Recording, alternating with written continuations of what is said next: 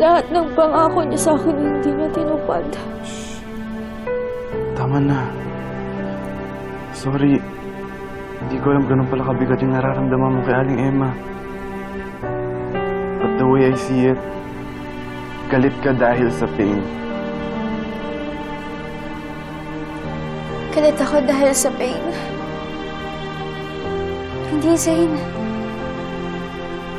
I hate her. I hate her so much. Mas hate ko nga siya kaysa kay Mami Olive. Alam mo kung bakit? Kasi si Mami Olive, sinanay niya ako at sinasaktan niya ako. Pero si Nay Emma, Zane, sa lahat ng pagsasama namin, pagmamahal lang yung naramdaman ko. She made me feel loved. Yun yung nakasanayan ko sa kanya. At akala ko forever na lang yun lahat. Pero wala siyang pakialam sa akin, Zane. Pinaasa niya lang ako. Kasi the moment na akala ko sobrang saya na namin pamilya, na hindi na kami magkakahiwalay. Boom! Iniwanan niya kami. Kaya don't expect na babalik pa yung dating Mookie. Kasi hindi na siya babalik. Because Nanay made me like this. Sinasabi mo lang yan ngayon dahil hurting ka pa, Mooks. No, Zane. Diba sabi mo like mo ko? Go! Sige! Gumusto ka ng ibang babae, go! Dahil kahit gusto kita, wala akong pake dahil hindi na babalik yung dating Mookie. Wait. Like mo rin ako?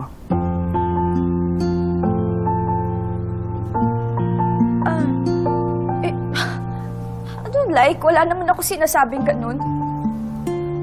You just said it, Mooks.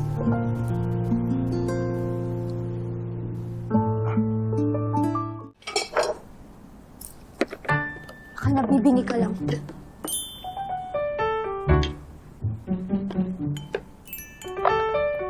You know, ayan, total nakakalakad ka na. Okay ka naman na ata. Pwede ka nang umuwi, Zane.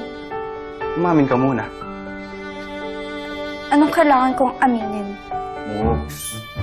Wala namang masama sa pag-amin ng feelings eh. Pero fine, sige. Kung ayaw mo, hindi kita pipilitin.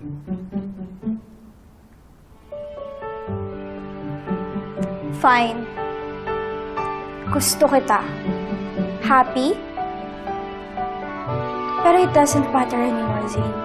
Of course it does, Mooks. Kaya nga gusto kita kausapin eh. Kasi na-realize ko na hindi ko kaya panindigan yung mga sinasabi ko sa'yo last time. I can't let go of our friendship, Mooks.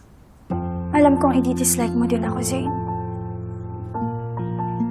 Kasi hindi na babalik yung dating Mookie na kilala mo.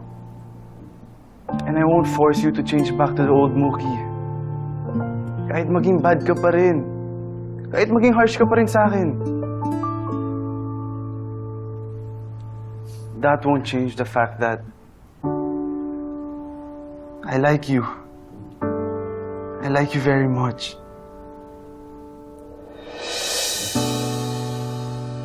Mooks, alam kong babalik ka pa rin sa dating ikaw. Kasi yun ka eh. Mabait. Masayahin. Kahit na may problema. Very patient. Kahit na inaapi ng mga bullies. You know, ganyan ka lang ngayon dahil hurting ka pa. Pero yung pain na yan, mag-heal din yan, Mooks. At hindi kita iiwan sa healing stage mo. I'll be here, whether you like it or not.